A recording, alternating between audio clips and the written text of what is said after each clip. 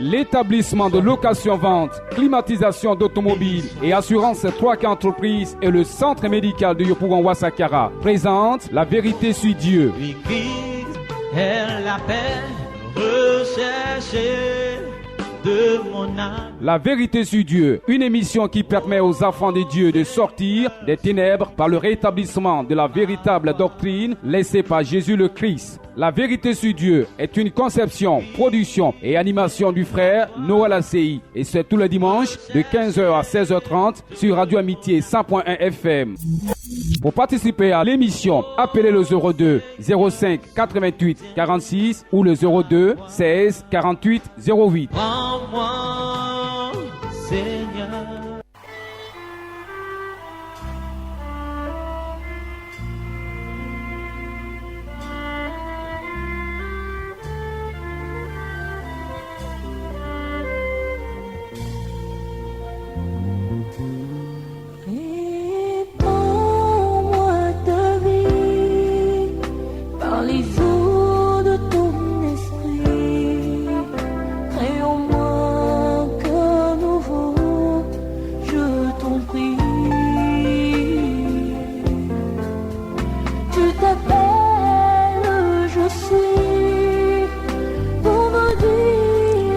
L'humanité tout entière est en quête de Dieu. Qu'on se dise croyant des Saintes Écritures, donc la Sainte Bible ou pas, l'homme, quand il est coincé, crie toujours à un Dieu.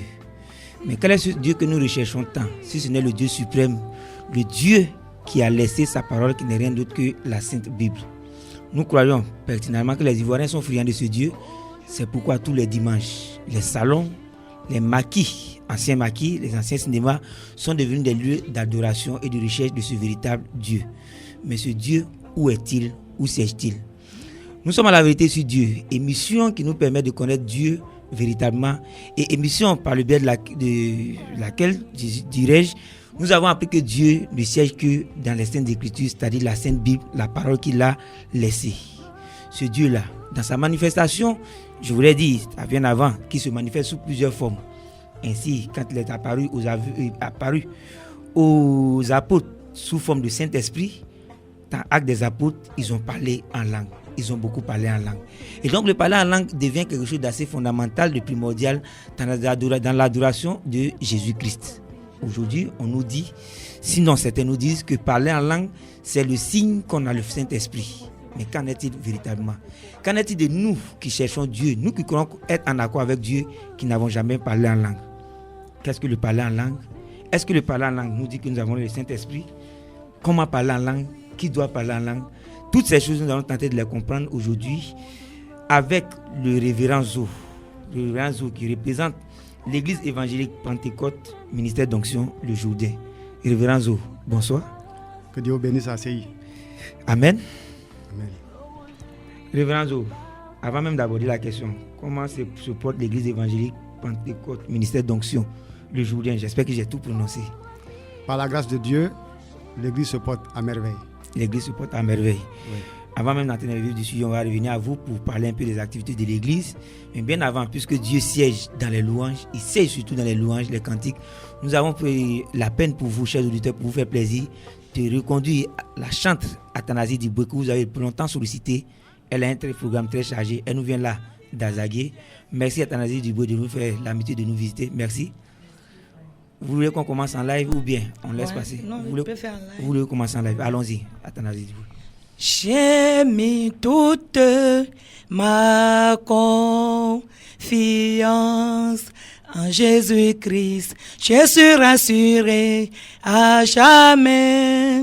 Seigneur, si tu es avec moi, rien ne me vaincra. Seigneur, si tu es avec moi, rien ne me vaincra. Merci pour ce cantique. Nous allons l'écouter maintenant. Sinon, à écouter la musique enregistrée. Le petit premier titre que nous allons écouter d'elle, c'est Mwandima. Mwandima mi Jésus, Mwandima. Quand c'est mi ou poli mi o, Mwandima o. Mwandima mi jamais, Mwandima o.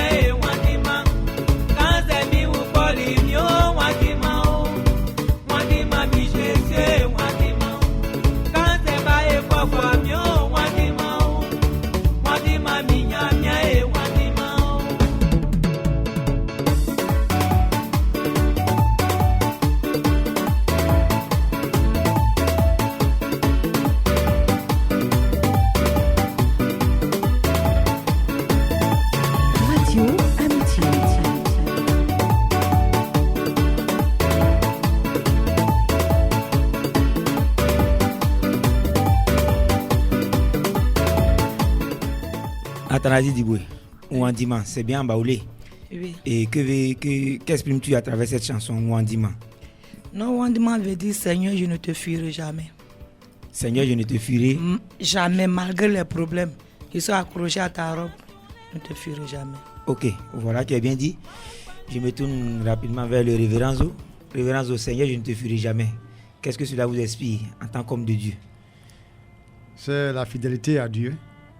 Parce que lorsque tu as un créateur qui voit tout, qui sait tout, à qui on ne peut pas se cacher, celui qui nous donne la vie, pourquoi le fuir?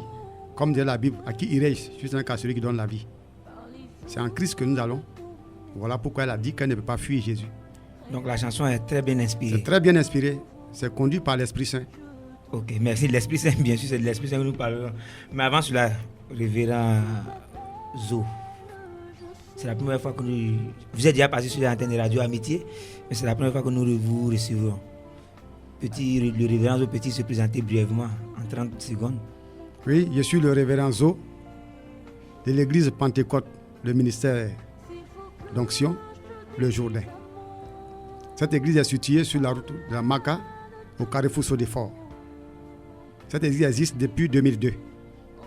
Donc depuis 2002, cette église existe et elle fonctionne sous la direction du Seigneur Jésus-Christ et du Saint-Esprit. Église évangélique Pentecôte, ministère d'onction. Ça ne fait pas trop chargé? Non. L'église Pentecôte et le ministère d'onction, le ministère de la puissance. C'est à la Pentecôte que l'onction est descendue. Et tous ceux qui travaillent sous l'Esprit Saint travaillent dans l'onction. Qu'est-ce que l'onction? C'est la puissance de Dieu. Ah, l'onction, c'est la puissance? La puissance de Dieu vivant. Voilà. Ok. Avant, une autre question pendant la question suivante. À cette émission, nous avons appris beaucoup de choses. Et ça nous amène à beaucoup fouiller la Bible. Selon Ephésiens 4.11, il y a 5 ministères. Ephésiens 4.11 que vous connaissez certainement. Il y a le ministère d'apôtre, celui de prophète, évangéliste. Moi-même, je suis apôtre. Vous êtes apôtre. Oui, mais vous, révérend Zo, d'où vient l'appellation révérend? Révérend, lorsque tu arrives à un certain stade et que tu as eu à former des enfants, des disciples qui sont sur des églises, alors tu prends le nom révérend. Ça veut dire pasteur aussi. Ça veut dire pasteur. Oui, mais ce qui gêne un peu, c'est qu'on ne retrouve pas le thème dans la Bible. Ou bien même si on ne retrouve pas le thème dans la Bible, cela n'est pas grave. Bon, selon moi, c'est pasteur Zo. Bon, les gens disent révérend, mais c'est la même chose, pasteur. C'est la même chose, pasteur Zo, révérend Zo, apôtre Zo, c'est la même chose. Ok, donc vous êtes... Tu sais, les titres là, je ne m'attache pas trop aux titres. C'est ce que tu fais sur le terrain que l'on te juge. Voilà. Ok. Bon, si tu m'appelles pasteur Zo, ça passe. Ça passe. Si je m'appelle révérend, ça passe. Apôtre Zo, ça passe également. Il n'y a pas de problème. Okay. Pourvu que ce soit Zo qui sert Dieu. Ce qui est plus important, c'est Zo. Voilà. Ok, le thème, c'est le parler en langue. Est-il le signe qu'on a le Saint-Esprit? Mais avant tout cela, on ne peut pas parler du thème sans savoir ce que c'est que le Saint-Esprit. Qu'est-ce que le Saint-Esprit? Pardon, sans savoir ce que c'est que le parler en langue. Commençons par le parler en langue. Qu'est-ce que le parler en langue? Bon, avant de répondre à cette question, je vais d'abord prier. Bien sûr. Parce qu'on ne peut rien faire sans la prière. Allons-y, révérend. Éternel Dieu, Tout-Puissant, Seigneur Jésus, ce soir, tu me donnes l'opportunité de venir enseigner ta parole. Parler de ta part, car tu m'as oint pour m'envoyer, pour venir édifier ton peuple. Ce peuple que tu aimes tant. Père, efface toute ma volonté ce soir. Efface tous mes désirs ce soir, derrière ce micro, et prends toute la place, afin de conduire cette émission par le feu, afin d'enseigner tes enfants dans toute ta sagesse et dans ta puissance. Authentifie mes paroles ce soir, et bénis tous ceux qui sont autour de cette table pour participer à cette émission. Au nom de Jésus, j'ai prié. Amen. Amen. Alors, pasteur, on revient à la question. Merci pour la prière. On en a besoin très souvent. Avant de parler en langue, il faut savoir d'abord d'où vient le parler en langue.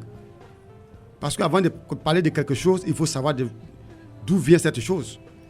Alors, c'est vrai, je vais répondre à cette question, mais je voudrais d'abord dire aux auditeurs d'où vient le parler en langue. Parce que quand tu connais d'où vient le parler en langue, tu peux déjà te situer pourquoi le parler en langue. Voilà. Alors donc on va commencer par l'origine. Oui. Parce que tout cela est venu par le Saint-Esprit. Le parler en langue, c'est un don du Saint-Esprit. Alors ce soir, je voudrais dire brièvement, parce que la Bible est profonde, dire qui est véritablement le Saint-Esprit dont tout le monde parle. De gauche à droite, Saint-Esprit. Ici, Saint-Esprit. Saint-Esprit partout. Mais qui est véritablement le Saint-Esprit? La Bible contient une révélation surnaturelle inspirée par Dieu l'Éternel lui-même. Mais l'Éternel Dieu est tout autre que nous le sommes. Si bien qu'il faut parfois ajuster ou étendre les formes habituelles de discours afin de communiquer la révélation de Dieu Tout-Puissant contenue dans la Bible. En l'Éternel se combine éternellement à la fois l'unicité et la pluralité. Nous sommes tous confrontés à ce grand mystère divin dans les premiers versets de la Bible.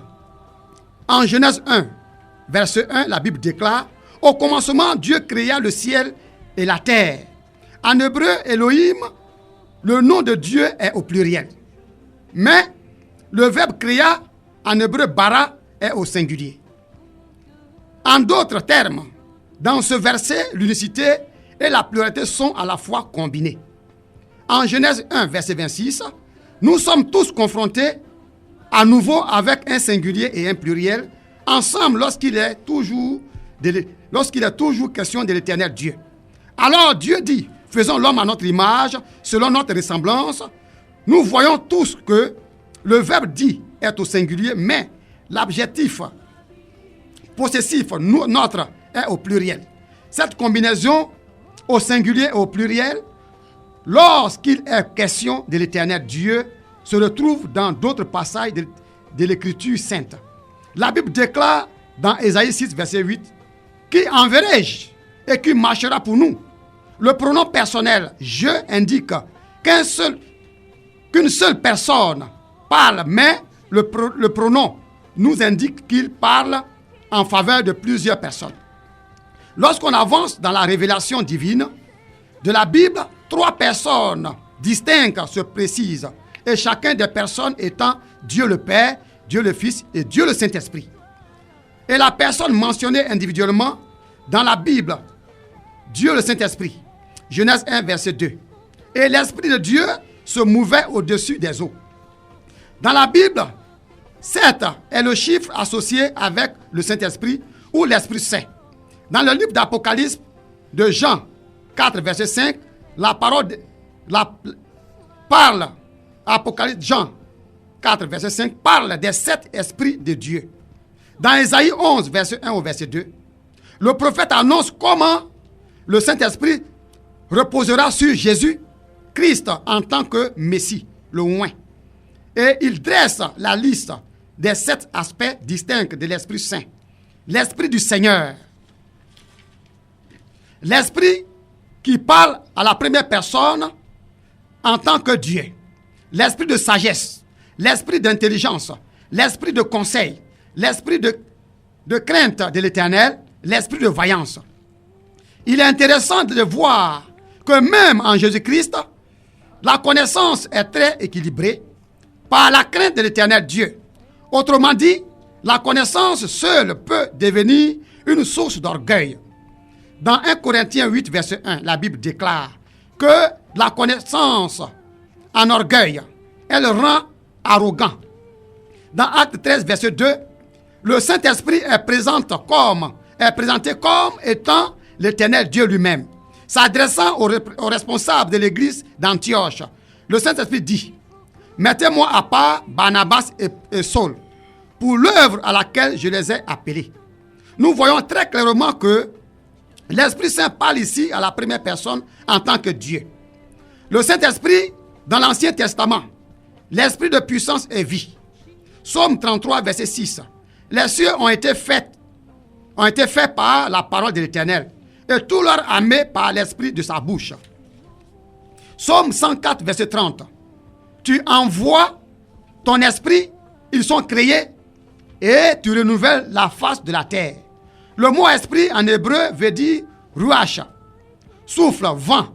En grec, esprit veut dire pneuma. L'image du souffle évoque ce qui est invisible, tout en restant réel et actif. Jean 3, verset 8. Le vent souffle où il veut et tu entends le bruit qu'il fait, mais tu ne sais pas d'où il vient ni d'où il va. C'est la même chose pour tous ceux qui sont nés de l'Esprit Saint. La pensée du souffle est liée aussi à celle de la vie, car le signe qu'une personne vit, c'est qu'elle respire. Le vent évoque la puissance, parfois même la violence. Exode 10, verset 19. Alors le Seigneur fait souffler un vent doux et très fort. Ce vent emporte les sauterelles et les repousse vers la mer des roseaux. Il ne reste plus une seule sauterelle dans tout l'Égypte. Il est question d'un vent très fort que l'Éternel Dieu fait souffler. En Exode 15, verset 8, ce même fait est évoqué par l'expression le souffle de tes narines. En Ésaïe 30, verset 28, le souffle de Dieu. Révérend Zo, vous permettez que je vous arrête un moment.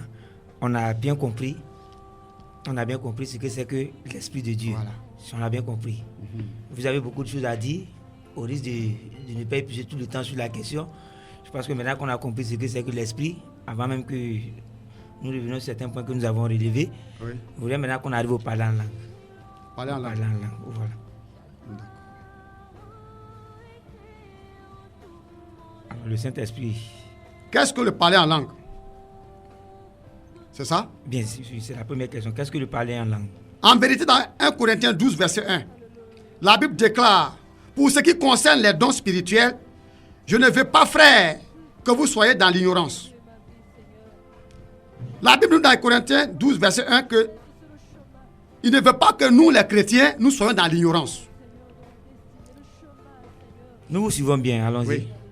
Donc, dans 1 Corinthiens 12, verset 2, verset 3, la Bible déclare que vous savez que lorsque vous étiez païens, vous vous laissez entraîner vers les idoles muettes, selon que vous étiez conduits. C'est pourquoi je vous déclare que personne, s'il ne parle par l'Esprit de Dieu, ne dit Jésus est anathème, et que personne ne peut dire Jésus est le Seigneur si ce n'est pas le Saint-Esprit. Donc, le parler en langue ici vient du Saint-Esprit, c'est un don que le Saint-Esprit donne à qui il veut. C'est comme le don de guérison, le don de délivrance, le don de la parole de connaissance, le don d'interprétation même. Voilà. Donc, tous ceux qui parlent en langue, ce sont des gens qui sont nés de nouveau. Si tu n'es pas en Christ, tu ne peux pas parler en langue. Parce que celui qui parle en langue parle de la part de Dieu. Oui, justement. Qui doit parler en langue dans l'église ou même dans le monde? Qui doit parler en langue? C'est le chrétien. C'est le chrétien qui C'est celui qui est né de nouveau qui parle en langue. Celui qui a cru en Jésus-Christ. Toute personne qui a cru en Jésus-Christ doit parler qui a en été langue. baptisé du Saint-Esprit parle en langue. Automatiquement, il n'y a rien à faire. Automatiquement, il n'y a rien à faire. Voilà pourquoi la Pentecôte, quand l'Esprit Saint est descendu sur les apôtres, sur le peuple qui était là, qui avait cru en la parole, parce qu'après la prédication de Paul, de Pierre, 3000 âmes ont été gagnées. Et c'est à la Pentecôte que l'Esprit Saint est descendu. Ils ont commencé à parler en langue. Ils ont été baptisés du Saint-Esprit. Et le baptême du Saint-Esprit se fait collectivement, comme parfois individuellement, selon le plan de Dieu pour chacun des personnes. Donc le parler en langue, c'est un don. C'est à la Pentecôte. À la Pentecôte, je crois que c'est Actes chapitre 2. Oui. Si vous permettez, on va lire Actes chapitre 2. Oui, oui. Je ne sais pas si je dois commencer au premier verset. Oui, tu peux commencer. Oui. Le jour de la Pentecôte, ils étaient tous ensemble dans le même lieu. Tout à coup, il vint du ciel un bruit comme celui d'un vent impétueux. Et il remplit toute la maison où ils étaient assis. Des langues semblables à des langues de feu leur apparurent, séparées les unes des autres, et se posèrent sur chacun d'eux. Et ils furent tous remplis du Saint-Esprit, et se mirent à parler en d'autres langues selon que l'Esprit leur donnait de s'exprimer. C'est bien cela. Oui. Je voulais poser une question là. Paul était-il rempli du Saint-Esprit? Paul? Une question Oui. qu'on croirait banale. Oui, Paul était rempli du Saint-Esprit. Mais il y a quelque chose qui me gêne. Nulle part dans les Écritures, il n'a dit que Paul parlait en langue. Non, c'est un don. C'est comme le don de guérison, le don de délivrance. C'est des dons que le Saint-Esprit vient avec et il partage. Il peut ne pas me donner le don de parler en langue, et puis me donner le don de guérison. Oui, non, mais comme vous avez dit que tout chrétien doit parler en langue, c'est ce que je... Voilà. Pourtant, Tout chrétien doit parler en langue. Mais si tu as le don, si tu aspires à ce don, tu parles en langue. Voilà. Et ce que je voulais vous dire d'abord, parce que quand on parle de chrétiens, la Bible déclare que dans Matthieu 16, que allez faire de tout des disciples. Tout à l'heure dans Actes des Apôtres, on parle de qui? On parle des disciples. Des disciples. Alors qu'un disciple, c'est celui qui a cru en Jésus-Christ. Et le disciple, s'il a accompli, il devient chrétien. S'il a accompli, c'est-à-dire que s'il a accepté Christ, il est baptisé au nom du Père, du Fils et de Saint-Esprit, et qu'il a enseigné, il a accompli, il devient comme le maître petit Christ. Oui, je le dis ça, c'est une expérience personnelle. Mais nous ici, on prend tout comme chrétien. Okay, voilà. on viendra à ce détail-là. Voilà. Mais je prends mon cas personnel et certains auditeurs s'y reconnaîtront. Oui. Moi, je ne parle pas en langue. Je n'ai jamais parlé en langue. Pourtant, je dis que je suis chrétien. Or, si je vous suis bien, le chrétien accompli doit parler en langue. Ça me fait peur. Non. Dois-je comprendre que je ne suis pas aussi Tout chrétien? disciple accompli devient chrétien. Et le parler en langue, c'est un don. Toi, tu peux ne pas avoir ce don. Et avoir le don d'interprétation. Oui, c'est pourquoi j'ai posé la question. C'est pourquoi j'ai posé la question. Qui doit parler en langue? Donc, c'est spécifié. Dans l'église, il y a ceux qui ont reçu le don de parler en langue. Il y a ceux qui ont reçu le don d'interprétation de parler en langue. Il y a ceux qui ont le don de guérison, le don de prophétie, le don de la parole de connaissance, le don de la sagesse. Donc, tout cela, ça peut édifier l'église. Vous avez également parlé du don de délivrance. Si j'ai bien non, saisi. le don de guérison. Le don de guérison. Ah, ok. D'accord. Mais ici, nous, on confond tout. On confond tout. Voilà. Oui, justement, nous sommes là avec vous pour faire la distinction. Voilà. Avant, vous avez parlé du Saint-Esprit, nous reviendrons au Saint-Esprit. Mais rapidement, le Saint-Esprit est descendu, les gens parlaient en langue. Comment est-ce que parler en langue aujourd'hui? J'entends dans les lieux de prière, gori baba baba baba baba. Il y en a d'autres lieux de prière, ah go go go go go go go. Bon, finalement, qu'est-ce que le parler en langue? Ou bien tout ce qu'on entend là sont-ils des langues reconnues par la Sainte Bible? Parce que d'un lieu de culte à l'autre, d'une église à une autre, la manière de parler en langue diffère. Alors, nous sommes à la vérité sur Dieu, c'est le titre de l'émission. Révérazo, comment doit-on parler en langue? Véritablement. Le parler en langue, lorsque tu as le Saint-Esprit, que tu as ce don, tu parles en langue. Et aujourd'hui, les gens, même le python, les gens parlent, le python parle en langue. Hein. Il y a l'esprit de python qui parle en langue dans les églises. Mais il faut avoir le discernement. Voilà pourquoi il le donne le discernement. Moi, si quelqu'un parle en langue, ça ne vient pas de Dieu, tout ce que Dieu me connaît, ça ne vient pas, il dit arrête. Oui, mais nous autres. Mais c'est ça. Avant, je prends un exemple. Avant que celui qui dirige le culte, non, celui qui doit prêcher arrive, quelqu'un parle en langue, vous n'êtes pas encore là. Nous, les fidèles, comment devons-nous savoir que c'est correct ou pas? Voilà pourquoi dans l'église, il faut avoir les dons de discernement. Toi, tu parles des dons de discernement. C'est voilà pourquoi ces dons sont dans l'église pour que l'église soit édifiée. Aujourd'hui, les gens pensent que tout le monde veut parler en langue. Il y a des gens qui gênent même pour parler en langue. Ils croient que s'ils parlent en langue, là, c'est fini. Non. Moi, en tant que pasteur, je parle rarement en langue. Parce que quand tu parles en langue, tu parles à Dieu. Quand tu t'exprimes à Dieu. C'est ce qui est écrit dans les Écritures. Oui, je vais te donner un verset tout à l'heure. Bien sûr. Je vais te comment? Voilà. Je vais te dire tout à l'heure. Ok, voilà. Allons-y. Voilà. Oui, vous parlez rarement en langue. Oui, je parle rarement en langue. À quel moment? Parce que si je dois parler en langue à tout le monde, et que les gens ne comprennent pas ce que je dis, je deviens sympa dans l'église. Parce que quand je parle le gourou, il faut que tu comprennes le gourou. Je te parle le gourou, toi tu es Agni. Est-ce qu'on peut se comprendre dans ça? Voilà. Mais si je parle en langue, et que l'esprit descend sur moi parler en langue, c'est que je m'adresse à Dieu. Oui, on va y revenir maintenant.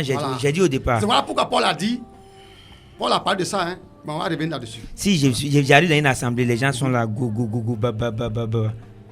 Que dois-je comprendre? Assois-toi, prie Dieu. Est-ce que ce qu'il est en train de dire, ça vient de lui? Dieu va te dire. Non, vous avez dit, si vous parlez gourou, il faut que je comprenne le gourou. Oui. Si je comprends, mais vous voulez dire que le parler en langue, doit être une langue que je connais, ou bien que quelqu'un connaît. Pas forcément. C'est-à-dire que si le type parle en langue, il peut prendre, Dieu peut l'inspirer à parler une langue que toi tu ne connais pas.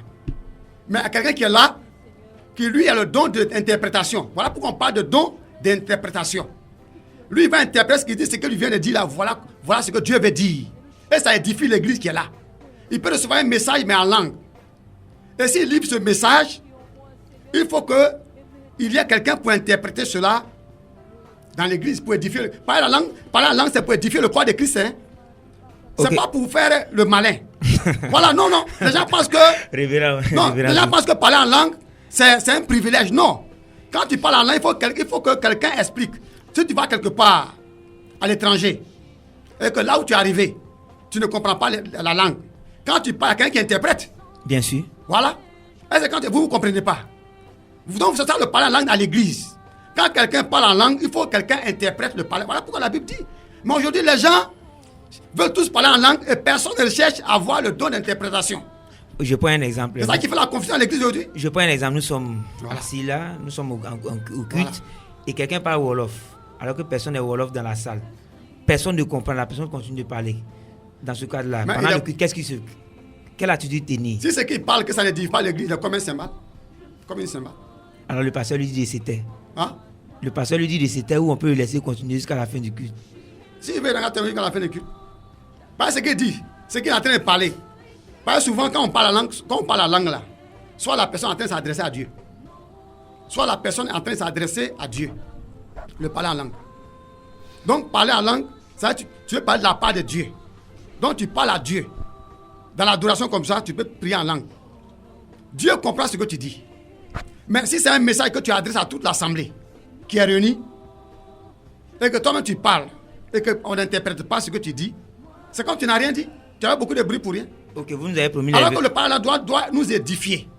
Bien sûr, ça c'est quelque chose de très important. Voilà. Vous avez parlé des versets, des références bibliques. Avant que nous venions à ces références bibliques, nous allons pour souffler, écouter encore une fois Athanasie Diboué. Cette fois-ci, depuis le studio, la deuxième plage musicale qu'elle nous propose, nous reviendrons à vous en live tout à l'heure, Athanasie Diboué. Nous allons écouter maintenant Aller enseigner. Vous allez nous expliquer cette chanson.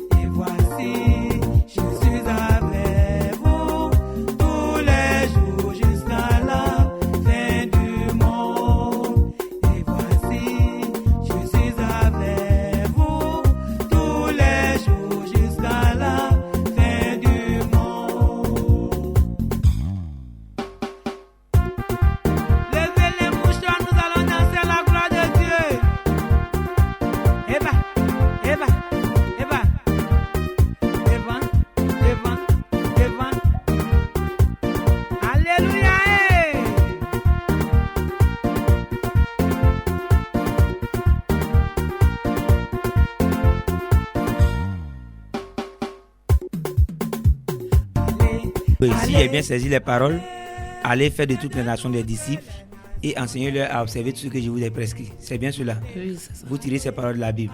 Oui. Pourquoi ce passage-là particulièrement vous a-t-il intéressé au point de le prendre pour cantique de louange? Tu sais, frère, une femme ne doit pas prêcher. Une femme ne doit pas prêcher. Donc, j'ai pris cette inspiration dans la Bible, Matthieu 20, 19 à 20. Matthieu 28, Matthieu 28. 28, 19 à 20. Là, quand ils vont écouter, ils vont savoir que on doit baptiser avant d'enseigner. Vous avez dit qu'une femme n'a pas prêché, donc je considère qu'on s'assertit. Voilà, c'est quelque chose qui est assez fondamental, c'est une recommandation de Jésus-Christ qui vous a marqué. Oui. Voilà pourquoi vous donnez cela. C'est Oui, bien cela. Oui, c'est ça. Parce qu'ils ont encore un commentaire sur la chanson avant qu'on revienne au thème. Oui, mais ce qu'elle a dit, c'est la vérité parce que c'est ce mandat que Jésus-Christ nous a investi. Et je le dis haut et fort, c'est un mandat qui nous a investi. Il dit, allez, faites de toutes les nations des disciples.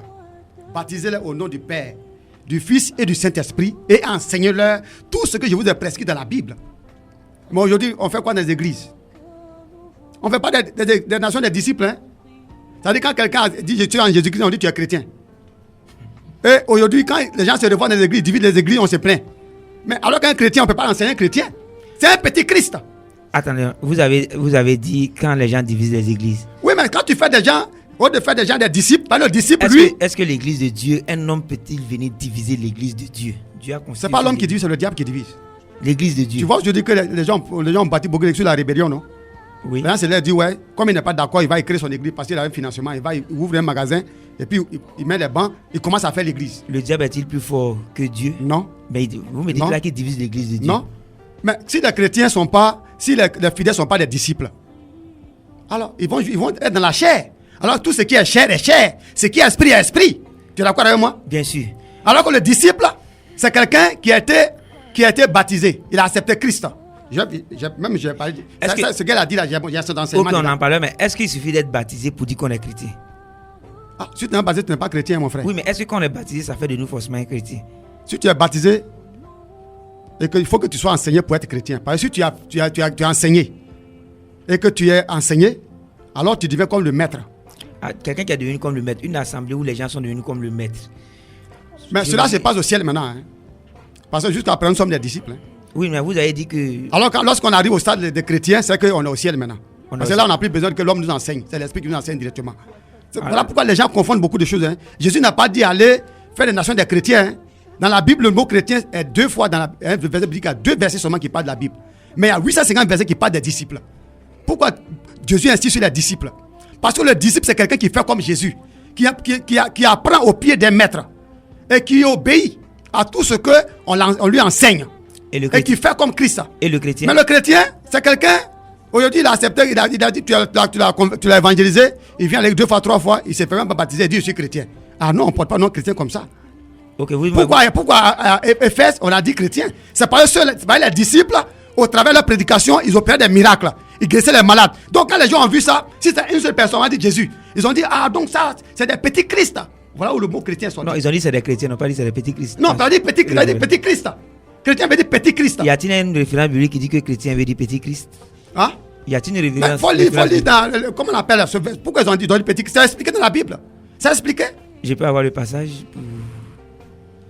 C'est expliqué? C'est expliqué. Ok, on va revenir au thème. Si comme j'étais... Oui, vous avez parlé de parler en langue.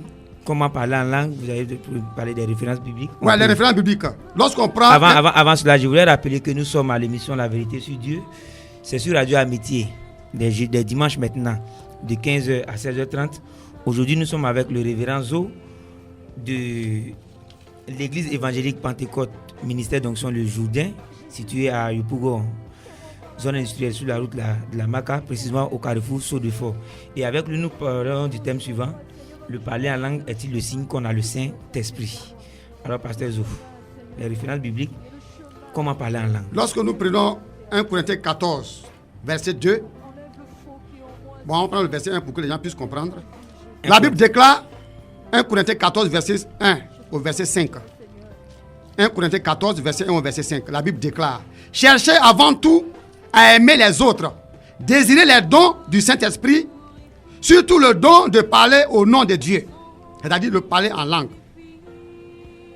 En effet, celui qui parle en langue ne parle pas aux hommes, mais à Dieu, car personne ne le comprend. Et c'est en esprit qu'il dit des mystères. Verset 3. Mais quelqu'un parle au nom de Dieu, il parle aux gens, il édifie, il encourage, il console. Verset 4. celui qui parle en langue inconnue s'édifie lui-même. C'est-à-dire qu'il parle en une langue que lui-même, que les autres ne comprennent pas. Donc il s'édifie lui-même. Il n'édifie pas le corps de Christ. C'est écrit chez moi ici, celui qui parle en langue s'édifie lui-même. Voilà. Ce n'est pas précisé une langue inconnue, je voulais... Non, ça dépend des Bibles. Oui, ça dépend des... Oui, voilà, moi il y a le semeur, il y a plusieurs types de Bibles. Oui, bien sûr, il y a plusieurs versions de la Bible. Voilà.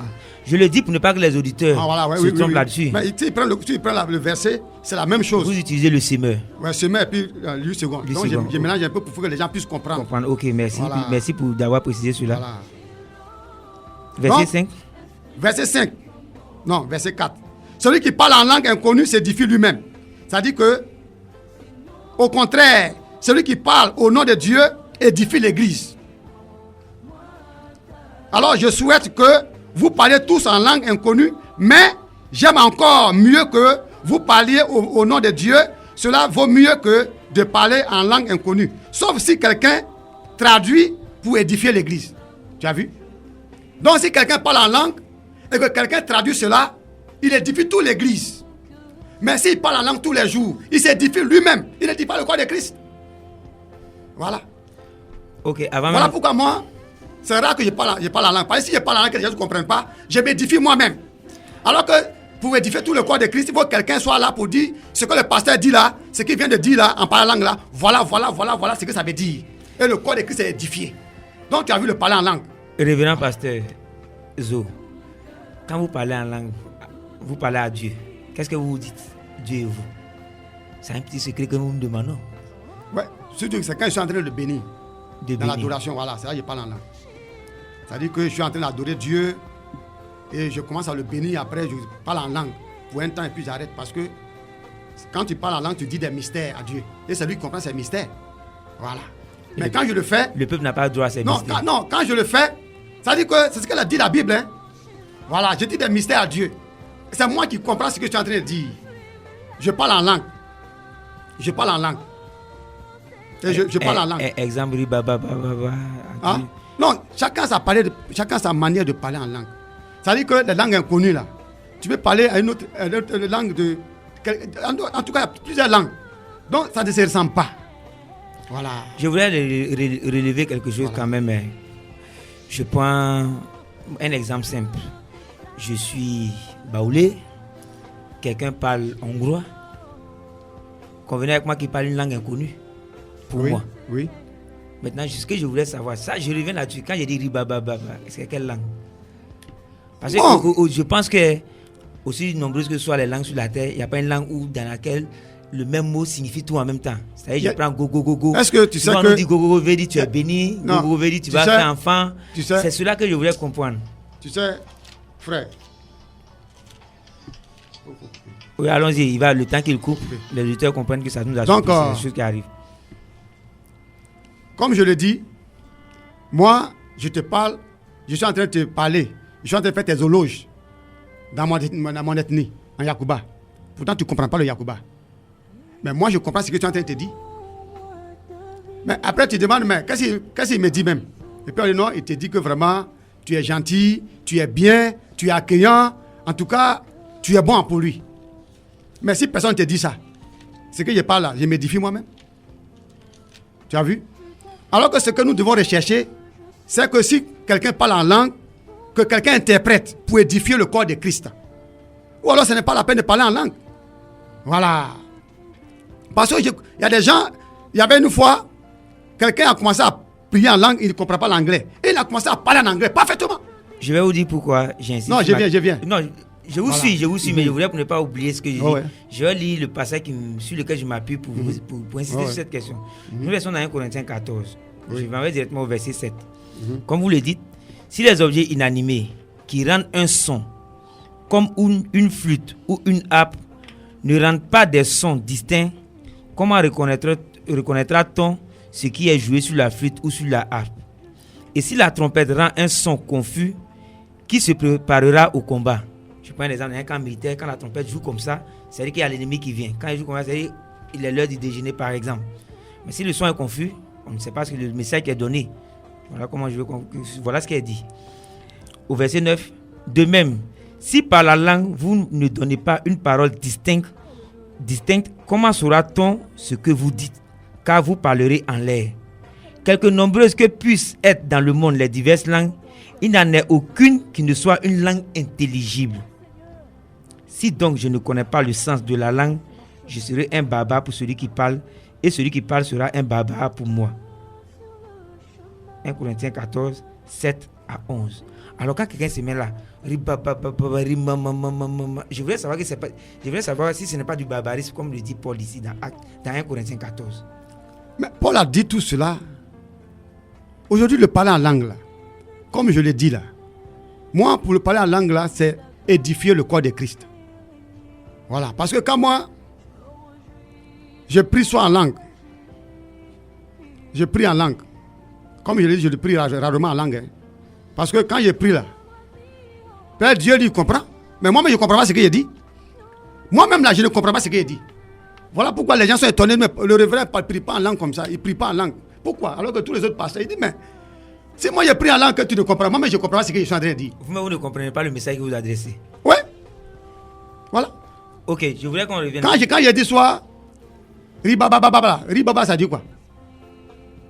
C'est ce que nous voulons savoir, bien sûr. Ribaba ça veut dire quoi? Hein? Mais vous ne comprenez alors quand je prie soit en langue, que c'est en anglais, moi-même je comprends. Vous comprenez Voilà. Je comprends. Je comprends parce que quand je prie en anglais, je comprends. Donc vous, quand vous parlez en langue, c'est en anglais ou c'est en...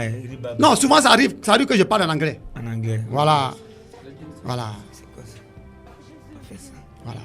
Ok. Voilà. Puisque vous avez parlé du Saint-Esprit, je voulais savoir. Parce que quand tu me vois en train d'adorer Dieu, tu vas entendre Gloria et autres là. Oui, vous avez dit tout au début, vous avez parlé, avant de parler de parler en langue était don du Saint-Esprit. C'est bien cela. Oui. Et vous avez commencé à parler du Saint-Esprit.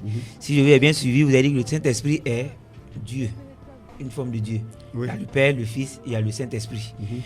On va revenir dans Isaïe 44 au verset 24. Ainsi parle l'Éternel, ton Rédempteur, celui qui t'a formé dès ta naissance. Moi, l'Éternel, j'ai fait toutes choses. Seul j'ai déployé les cieux, seul j'ai étendu la terre.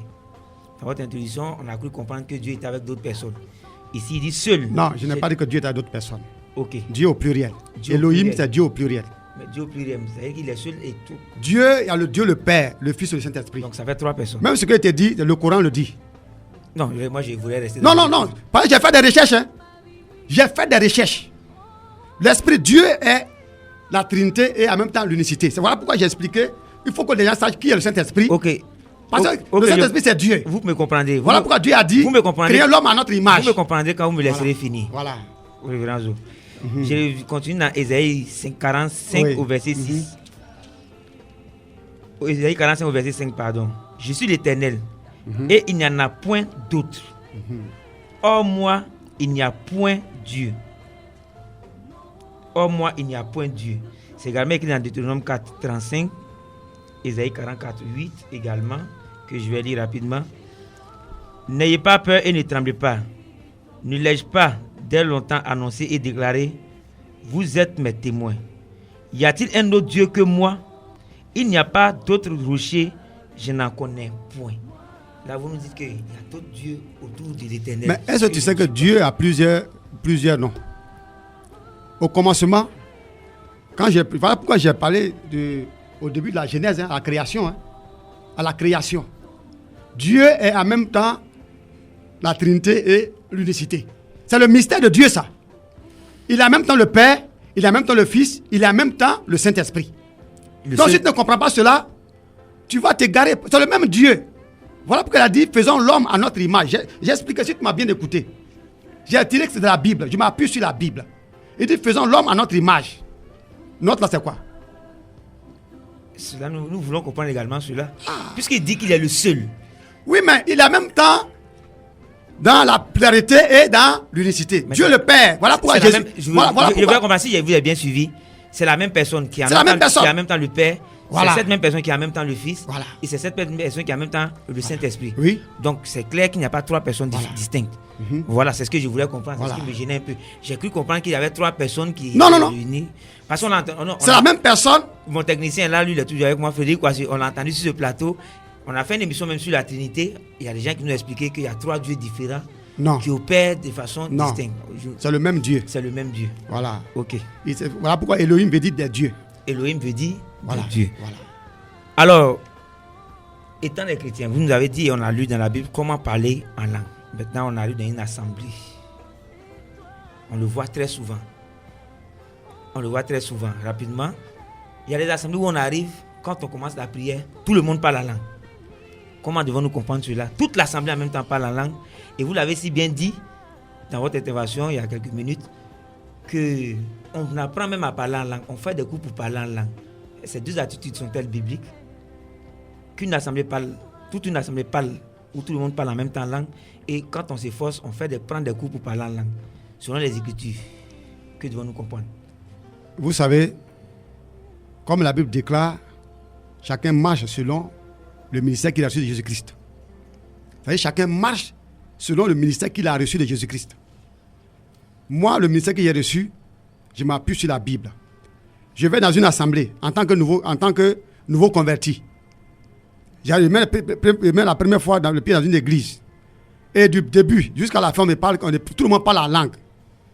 Mais si j'ai fini le culte là, j'ai compris quoi? Qu'est-ce que j'ai compris? Parce que moi, j'arrive, je ne comprends même pas parler en langue. Je viens pour la première fois dans une église. Et tout le monde parle en langue. C'est-à-dire qu'on ne prêche pas la parole. Tout le temps en langue seulement fini. Ah, frère. Mais là, tu vas édifier qui? On t'invite, on dit, bon, viens dans notre église pour que tu aies le salut. Tu arrives, tout le monde parle en langue. Oui, non, est-ce que tu vas comprendre le message que le pasteur a prêché? On parle en langue peut-être au bout de 15 minutes et après la prédication passe. Mais je voulais savoir le moment où tout le monde parle en langue. Puisque vous avez dit le parler en langue, c'est un message qu'on donne. C'est sûr que vous avez bien suivi. Oui. C'est un message que celui qui parle donne à un autre ou aux autres. Mais tout le monde parle en langue en même temps. Que devons-nous comprendre? Bon, ça c'est un mystère. Un mystère. Oui, parce que, comme je le dis là, je ne juge personne. Hein. Je ne juge pas un ministère. Voilà. Mais ce que moi je sais, si dans l'église, c'est comme j'ai un frère, un fidèle, lorsqu'on va au groupe d'intercession, quand ses amis sont en train de prophétiser, donner des paroles de connaissance, pour lui, tout ça là, c'est en langue. Mais quand il sort là, on ne sait pas ce qu'il a dit. Si tu vas venir couper la tête des gens, on ne sait pas. Si tu vas venir mettre les gens en prison, on ne sait pas. Mais alors que tout le monde dit non, Dieu dit que c'est comme ça. La prière là, Dieu dit que nous a exaucés. Dieu dit que tel frère là, son cas là, il va agir. Dieu dit que ce frère n'a qu'à prendre les jeunes, on va prier pour lui. Mais lui, du début à la fin, il vous dit il lui a dit mon frère, groupe international, il faut t'asseoir. Bah, tu deviens maintenant comme un cymbale parce qu'on ne comprend rien. Tu ne nous édifies pas. Alors que nous, on est venu, le groupe international pour intercéder pour le Donc, les réunions sont pratiquement là. Voilà. Et pour là où on apprend à parler en langue. Là encore. Non, on n'apprend pas. On n'apprend pas. J'ai dit qu'il y a des gens qui gênent pour pouvoir parler en langue. Alors, ils ne savent pas que les dons, là, on ne gêne pas pour avoir dons. On ne gêne pas pour avoir les dons. C'est le Saint-Esprit qui donne. Dès que tu es baptisé, il te donne le don que tu mérites. Vous avez dit tout à l'heure que vous ne jugez pas, sinon vous ne faites pas de commentaires sur les ministères. Voilà. On va revenir dans les Écritures. Je suis dans Tite 1, je crois au verset 10. Paul dit, il y a en effet, surtout parmi les incirconcis, beaucoup de gens rebelles, de vains discoureurs et de séducteurs, auxquels il faut fermer la bouche. Paul dit, il faut leur fermer la bouche. Mais pour les amener à se taire, qu'est-ce qu'il faut faire? Il faut dénoncer ce qu'ils font. Mais j'ai peur que vous ne voulez pas dénoncer ce qu'ils font. Non, j'ai dit, tu sais, nous parlons de Dieu. Bien sûr. Tu sais, Dieu, quand tu marches avec lui, comme j'aime dire à ceux qui sont mes amis, je dis que Dieu, c'est un phaseur. Oui. Parce que tu penses que tu es dans la vérité, c'est-à-dire que Dieu te dit non. Voilà. Donc, chacun sera récompensé au jour. On retient Voilà. que Dieu c'est un faiseur. Voilà. Chacun sera récompensé Selon ses selon œuvres. ses œuvres. Voilà. Nous Mais, sommes- mais nous- lorsque toi tu es Révérend chrétien, Zo, oui. les obligations publicitaires obligeant, nous allons marquer la pause. Nous retrouvons sur le coup de 16h00 pour la suite. Chers auditeurs, restez connectés sur Radio Amitié. Salut, je suis Onel Mala, c'est encore moi, sur Radio Amitié qui te dit les gens, s'ils t'aiment, tant mieux. S'ils ne t'aiment pas, tant pis pour eux. Mais plus important, qui fera ton bonheur, c'est l'amour de Dieu pour toi. C'est sur les 100.1 que ça se passe. Jésus est dans la place, ne zappe pas. L'établissement de location-vente, climatisation d'automobiles et assurance 3K Entreprises et le centre médical de Yopougon Ouassakara présente La Vérité sur Dieu. Lui Christ est la paix recherchée de mon âme. La Vérité sur Dieu, une émission qui permet aux enfants de Dieu de sortir des ténèbres par le rétablissement de la véritable doctrine laissée par Jésus le Christ. La Vérité sur Dieu est une conception, production et animation du frère Noël ACI. Et c'est tous les dimanches de 15h à 16h30 sur Radio Amitié 100.1 FM. Pour participer à l'émission, appelez le 02 05 88 46 ou le 02 16 48 08. Prends-moi, Seigneur.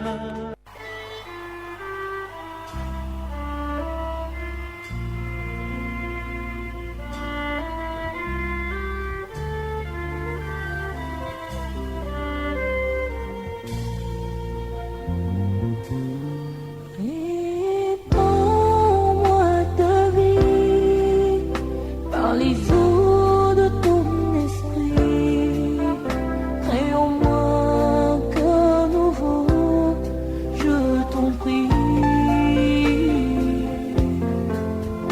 Tu t'appelles, je suis, pour me dire, je sais, parce que rien ne peut troubler mon cœur en paix.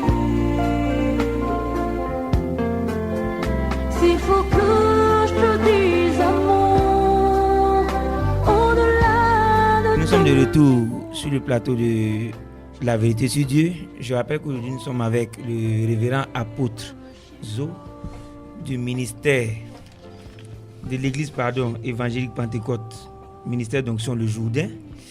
Nous parlons avec lui du Saint-Esprit. Le parler en langue est-il le signe que nous avons le Saint-Esprit? Tout à l'heure vous avez dit que Dieu fasse. Que devons-nous comprendre par cette expression, Dieu fasse? C'est pour dire que lorsque Dieu envoie quelqu'un, appelle quelqu'un, lui donne des instructions et que cette personne marche sur la Bible, ça appuie sur la Bible.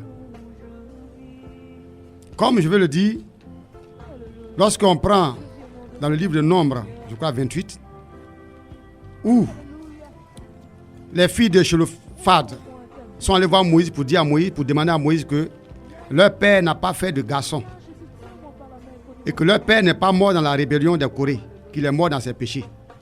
Alors ils veulent leur part d'héritage. Et Dieu a dit aux filles de Chélophad que Moïse a dit à Moïse qu'elles ont raison de réclamer la part, l'héritage de leur père. Et Dieu a dit à Moïse en même temps que c'est une loi perpétuelle. Tu as vu que Dieu a voté encore une autre loi. Le même Dieu qui dit que la femme ne doit pas hériter les biens de son papa. Maintenant, elles sont réclamées. Moïse a posé ça devant Dieu encore. Dieu dit non, qu'ils n'ont qu'à encore leur donner l'héritage. Devons-nous comprendre que Dieu se contredit? Non, il est Dieu. Il fait ce qu'il veut. Même dans la contradiction. Dieu fait ce qu'il veut. Il dit je fais ce que je veux. Je suis le créateur. Donc quand tu marches avec ce Dieu, il faut marcher comme lui-même il marche. Ok, donc nous aussi nous devons phaser. Ah, mais quelqu'un on dit tu n'as pas le droit. Après il dit c'est une loi, elles n'ont qu'à voir. Ok, c'est clair. Si tu n'es pas Dieu, tu peux faire ça là. Ok, on vous a suivi. Vous avez également dit que quand chacun marche selon le ministère que Jésus-Christ lui a donné. Chacun marche selon le ministère. Dois-je comprendre que chacun marche selon les propres convoitises de son cœur? Non. Parce que là, si tu marches les propres de ton cœur, tu es hors du ministère de Jésus. Tu es hors du ministère de Jésus. Chacun marche selon. Si Dieu t'a appelé comme apôtre, tu marches selon comme un apôtre. Tu exerces ton ministère d'apôtre. Si tu es appelé comme prophète, tu exerces le ministère de prophète. Si tu es appelé comme évangéliste, tu exerces comme ministère d'évangéliste. Ça veut dire que chacun marche selon le ministère qu'il a reçu. Si Dieu m'a appelé apôtre, et puis je marche comme... Je prends un exemple. Si Dieu m'a appelé comme pasteur, et puis je marche comme un apôtre, mais je vais me casser la figure. Je vais me casser la figure. S'il m'a donné le ministère de pasteur, je dois marcher comme un pasteur. Et comment marche un pasteur? Comment marche un apôtre? L'apôtre, c'est quelqu'un qui fonde les églises. C'est quelqu'un qui bâtit les temples. Et il envoie les gens en mission. Voilà pourquoi il a dit les 12 apôtres, les 12 disciples. Donc, après les apôtres, nous avons les prophètes. Donc, un prophète, il a reçu le ministère de prophète. Donc, il peut évangéliser, mais pas comme un évangéliste. Il ne faut pas demander le travail d'un berger à un prophète. Non. Voilà pourquoi j'ai dit chacun marche selon le ministère qu'il a reçu. Oui, ça, nous préparons également activement une émission là-dessus. Parce qu'aujourd'hui, nous préparons activement une émission là-dessus. S'il vous plaît, Père Véranzo, je lui dis, on aura l'occasion d'en parler. Vous avez dit qu'on se reverra très bientôt. Et on fera une émission pour voir le rôle de chacun. Voilà. Prophète, pasteur, parce que ce sont des termes qui portent à confusion et qui créent un peu de cafouillage. Mais les gens ont tout mélangé. Voilà, donc il faut qu'on clarifie ces choses-là. Nous allons souffler rapidement, encore une fois, avec Athanasie Diboué. Cette fois-ci, nous disons que c'est notre invité du jour. Elle conduit le côté musical. C'est Douan Djena. J'ai bien prononcé cela. Frédéric Kwasi, technicien du jour. Allons-y.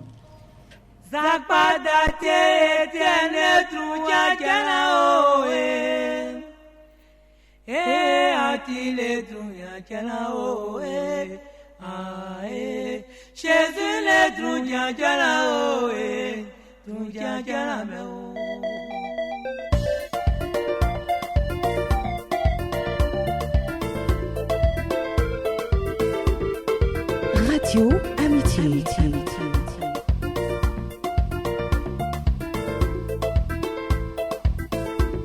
Oui, on m'a la calé, antile truja jana o antile truja jana o Jésus le truja jana o truja jana. Oui, on était dans l'eau, Jésus le truja jana o était dans l'air, Jésus le truja jana o Jésus le truja jana o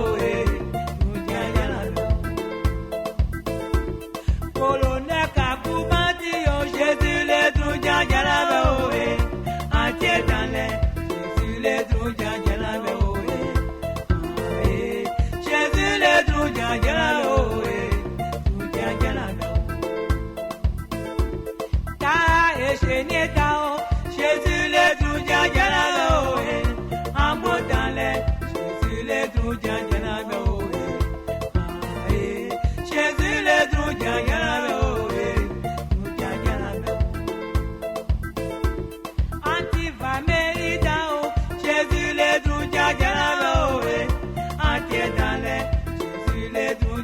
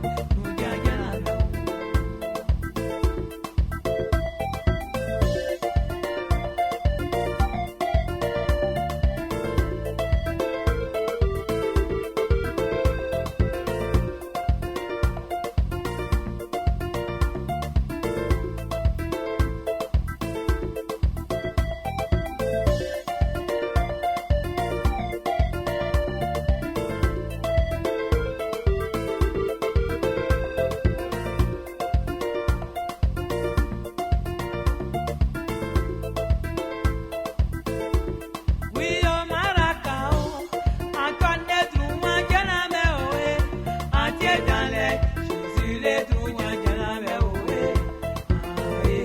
Jésus le tout nyanyana me oe. Nyanyana me. Oui o maracao. Jésus le tout nyanyana me oe. Antiedao. Jésus le tout nyanyana me oe. Jésus le tout nyanyana me oe.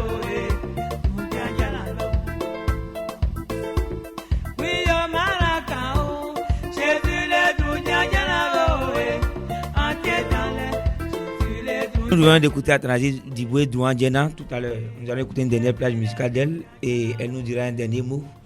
En tout cas, avant même qu'on revienne à elle, merci de l'amitié qu'elle fait à Radio Amitié, bien sûr, et pour sa grande affection pour les choses de Dieu. Elle chante Dieu et elle aime cette émission La Vérité sur Dieu. Vraiment, encouragement que le Dieu Tout-Puissant la bénisse dans tout ce qu'elle entreprend. Surtout dans cette carrière musicale qu'elle a entreprise au service du Dieu Tout-Puissant. Nous reviendrons à vous, Athanasi Diboué. On revient à notre invité. La question fondamentale, on arrive à elle maintenant. Révérend apôtre Zo. Le parler en langue est-il le signe qu'on a le Saint-Esprit? Après tout ce qu'on vient de dire. En vérité, le parler en langue est l'un des signes qu'on a le Saint-Esprit. L'un des signes qu'on a le Saint-Esprit.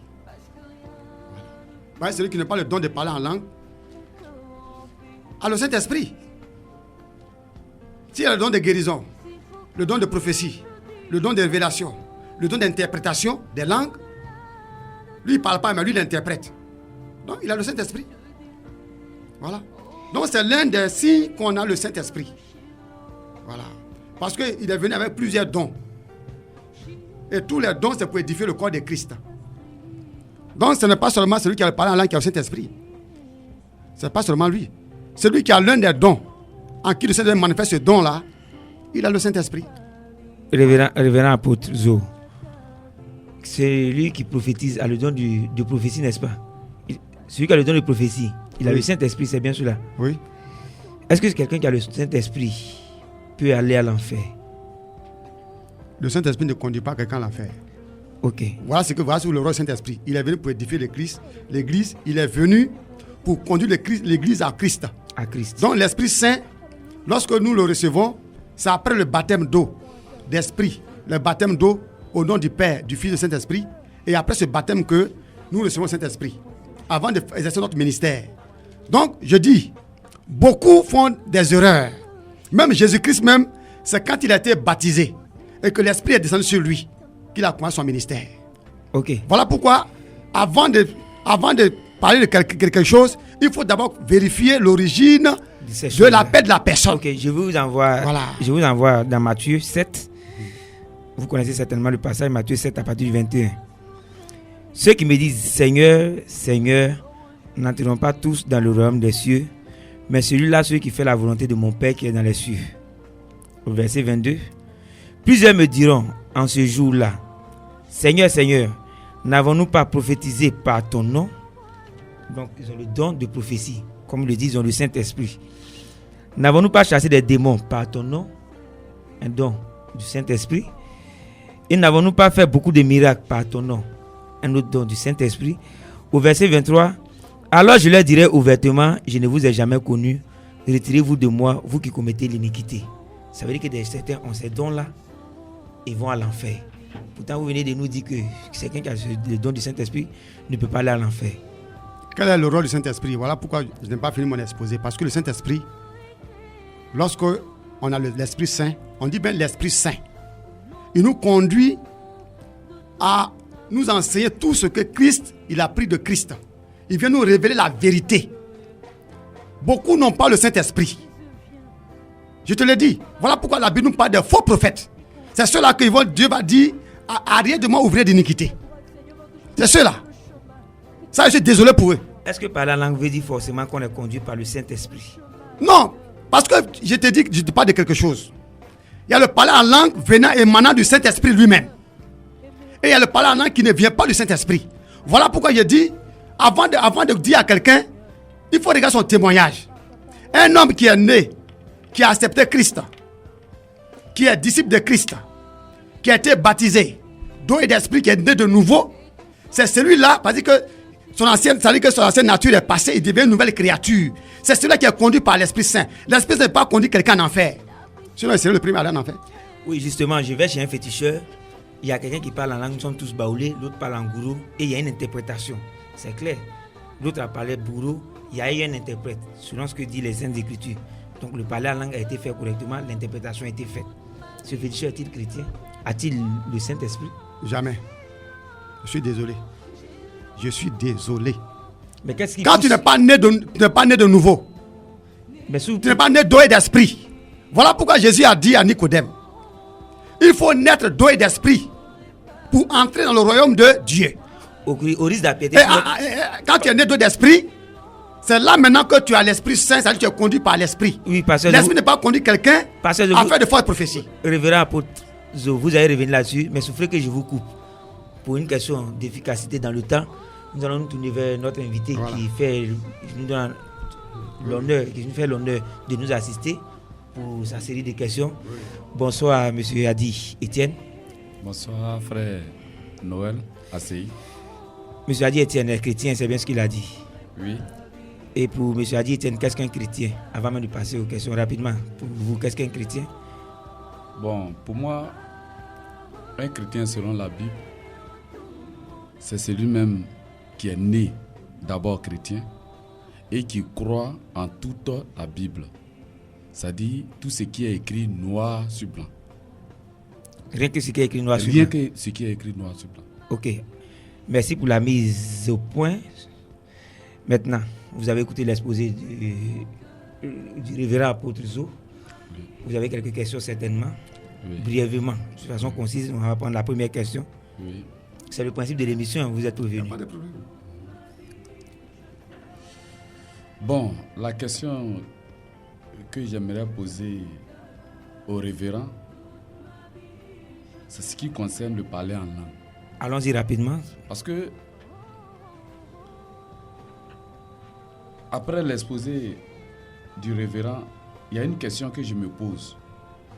Quand nous prenons 1 Corinthiens 14, 1 Corinthiens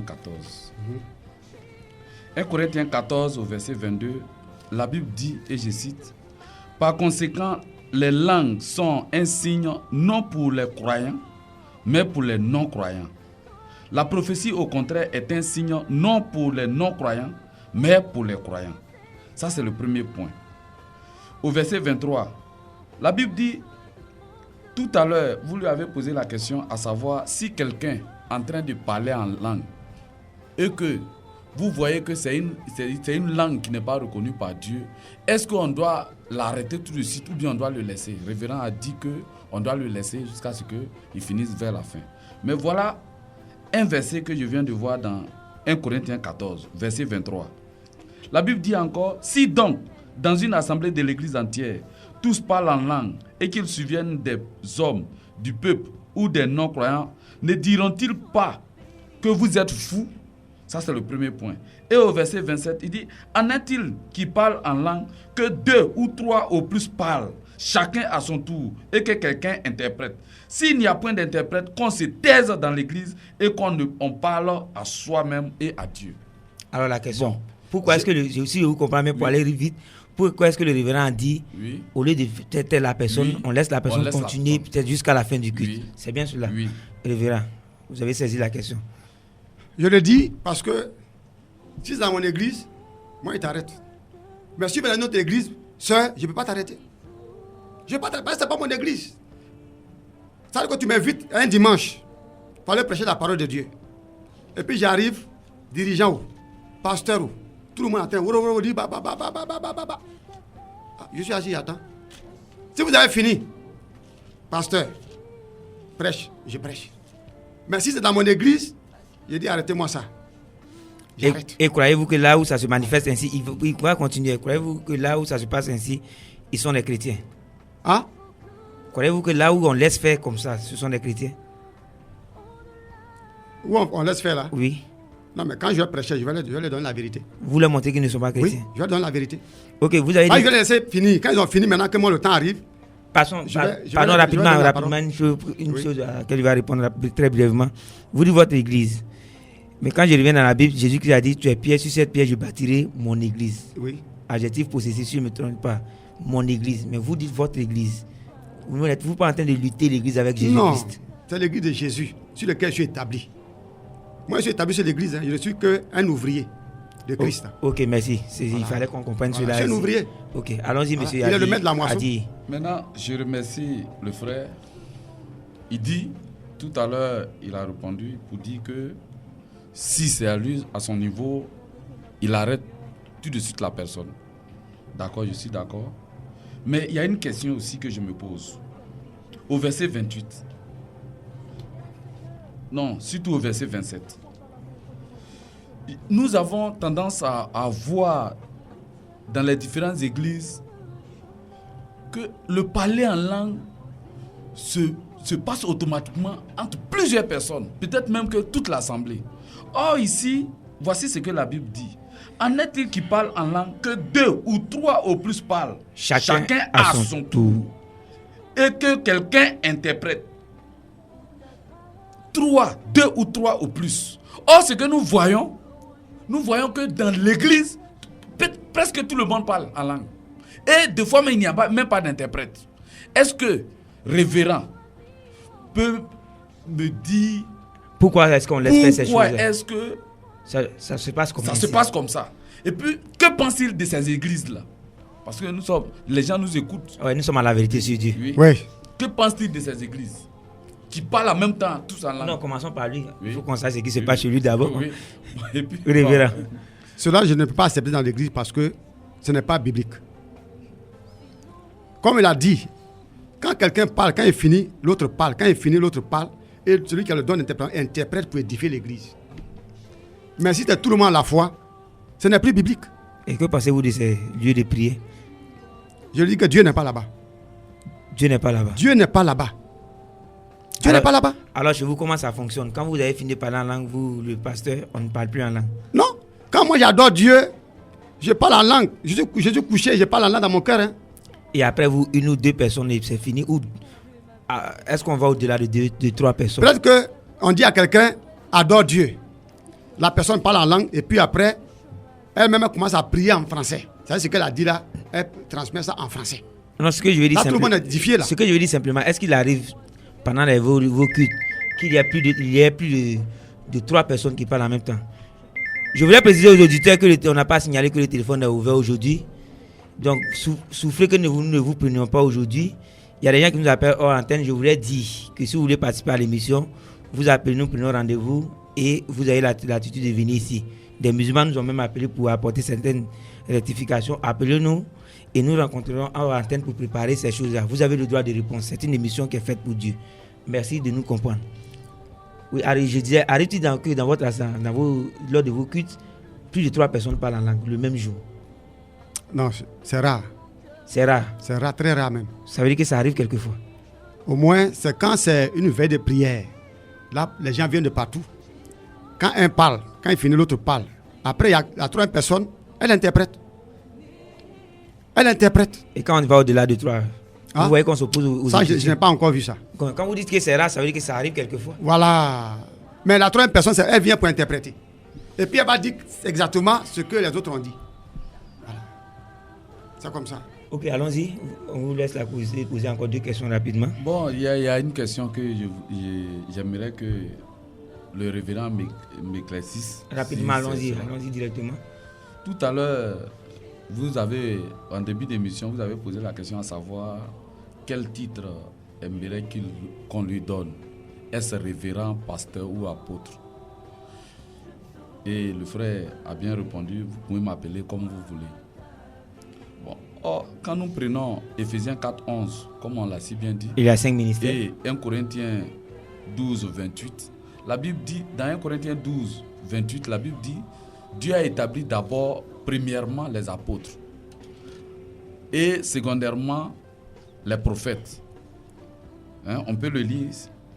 Et Dieu a établi dans l'église, premièrement, des apôtres, secondement, des prophètes, troisièmement, des docteurs, ensuite ceux qui ont le don de miracles. Donc, il a spécifié.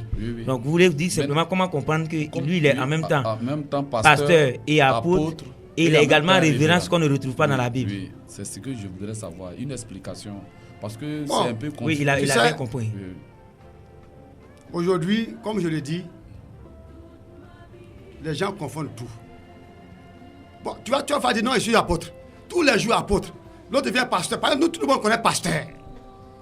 Donc, pour simplifier, moi, j'ai le ministère d'apôtre. Mais si tu viens dans mon église, on va te dire apôtre. Voilà. Oui, mais Donc, devez-vous suivre. donc- Devez-vous suivre ce que les gens veulent vous donner.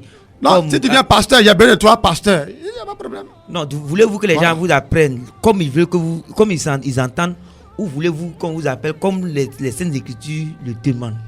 C'est apôtre. Oui, mais quand vous dites Mais que tout vous le monde dit c'est pasteur. Même il y a des fois, une fois, j'ai dit à quelqu'un, il dit, mais pourquoi vous allez m'appeler pasteur même? Ok. Moi, j'ai misé d'apôtre. Mais l'étiquette de pasteur, j'ai tout fait, on ne peut pas enlever sur Oui, moi. mais comme les gens insistent, vous Non, on dit laissez pasteur faire. Zo. Mais tu vas pas dire révérend, tu vas dire comment on appelle, tu vas dire tout à l'heure comment on appelle. Très rapidement, Pasteur, ils vont te dire très révérend. rapidement, s'il y a une C'est comme dernière ça. question, Oui, très- bon, en la 30 dernière secondes, vous posez la question. Ça, c'est la dernière question. Nous revenons un peu sur le cas de Trinité dont a parlé un peu le révérend. Oui. Il y a une chose que j'aimerais savoir. Pour que, une bonne fois pour toutes, le révérend éclaircisse ceux qui nous écoutent. Bon, Jésus a dit dans Matthieu 28, « Allez et faites de toutes les nations des disciples, les baptisant au nom du Père, du Fils et du Saint-Esprit. » Et nous voyons que dans Acte 2, quand bien il a dit aux apôtres, « Restez là jusqu'à ce que le Saint-Esprit survienne sur vous, pour vous conduire dans toute la vérité. » Nous voyons qu'après... Allons-y à la question directement. Oui. Après, dans Acte 2, nous voyons que Pierre, au lieu de dire que soyez baptisés au nom du Père, du Fils et du Saint-Esprit, il a dit simplement soyez baptisés au nom de Jésus-Christ. Pourquoi le Seigneur a dit Pierre- baptiser au nom du Père, du Fils et du Saint-Esprit, et Ce- Pierre a dit de baptiser au nom du Seigneur Jésus-Christ? Pierre ne s'oppose-t-il pas Pierre au Seigneur? était devenu rebelle à Christ. Ok, C'est ce que je voudrais je crois savoir. qu'il a bien saisi rapidement en 30 secondes. Nous sommes pratiquement à la fin de cette émission. Bon, il a dit baptisé au nom du Père, du Fils et du Saint-Esprit. C'est ce que l'ordre que le Seigneur a dit. Mais Pierre a dit soyez baptisés au nom de Jésus-Christ, Jésus. du Seigneur Jésus-Christ. Du Seigneur Jésus. Pierre s'est opposé au Il ne s'est Seigneur. pas opposé. Parce que Pierre, c'est un apôtre. Si la Bible a dit et a écrit soyez baptisés au nom de Jésus, parce qu'en Jésus-Christ, on retrouve le Père, le Fils, le Père et le Saint-Esprit. Le Père s'est glorifié dans le Fils est glorifié dans le Saint-Esprit, et l'Esprit du Père et du Fils est en Jésus. Ok. Voilà. Nous Vous voyez sommes la à- Trinité, Nous Pierre sommes, à, amène la Trinité nous, à sommes à la, Jésus. nous sommes à la fin de Et l'émission. c'est le plus- La, c'est le don. la Trinité, on risque de.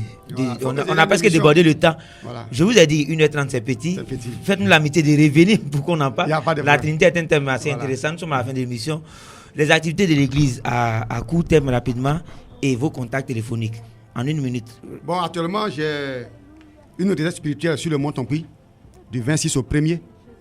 Je vais aller prier pour la nation là-bas. J'y étais déjà, je suis revenu, je dois repartir encore. Pour prier pour la nation. La première prière n'a pas porté de fruits. Hein? Non, c'était en 2 étapes. D'abord, il fallait partir conquérir la Non, montagne. ça c'était juste pour vous chahuter. Voilà, Allons-y rapidement voilà. avec votre programme. Donc, je dois repartir. C'est ça qui est important dans ma vie d'abord. Passez ici annoncer votre départ, ça Voilà. nous fera plaisir. D'accord. Et la Donc- nation sera informée Voilà. que vous partez prier pour nous. Oui. J'irai prier pour la nation, pour les élections et tout, sur la montagne. Et à mon retour, ça sera la Pentecôte. Du 20 au 23, c'est la Convention nationale de la Pentecôte. Oui, en mai, si Dieu nous le permet, Oui. le mois prochain, nous parlerons de Voilà. cette fête-là, la Pentecôte. Donc, voici- ses origines bibliques Voilà. et comment devons-nous la faire, Voilà. si Dieu nous le permet. Voilà. Sinon, pour le moment, Vos contacts téléphoniques, rapidement. je suis au 05 55 46 87 01 76 81 49 09 14 80 84. Alors, si vous avez mon contact téléphonique, moi, c'est le 02 16 48 08, 02 16 48 08, 66 19 24 47. Si vous n'avez pas bien eu ces contacts, vous m'appelez, je vous mettrai en contact. Athanasi Diboué, merci de nous avoir visités. Merci. Nous sommes à la fin de l'émission, vraiment, vous nous excusez. Je sais que vous êtes très chargés, nous avons déplacé, vous avez participé. Merci d'être venu. Merci Que beaucoup. le Dieu Tout-Puissant vous bénisse. Nous allons nous laisser avec votre dernier contact, avec une dernière plage musicale qui vient de vous. Et cette plage musicale, c'est Nondo Elieno.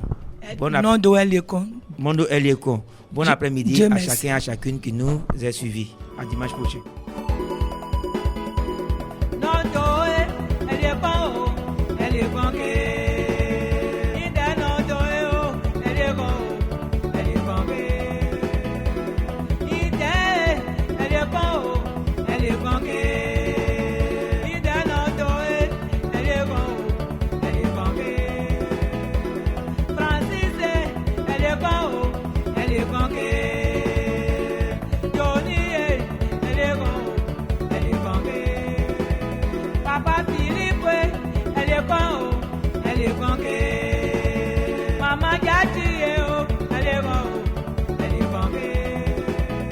L'établissement de location-vente, climatisation d'automobiles et assurance 3K Entreprises et le centre médical de Yopougon Ouassakara présente La Vérité sur Dieu. Oui, Christ est la paix recherchée de mon âme. La Vérité sur Dieu, une émission qui permet aux enfants de Dieu de sortir des ténèbres par le rétablissement de la véritable doctrine laissée par Jésus le Christ. La Vérité sur Dieu est une conception, production et animation du frère Noël ACI. Et c'est tous les dimanches de 15h à 16h30 sur Radio Amitié 100.1 FM. Pour participer à l'émission, appelez le 02 05 88 46 ou le 02 16 48 08. Prends-moi, Seigneur.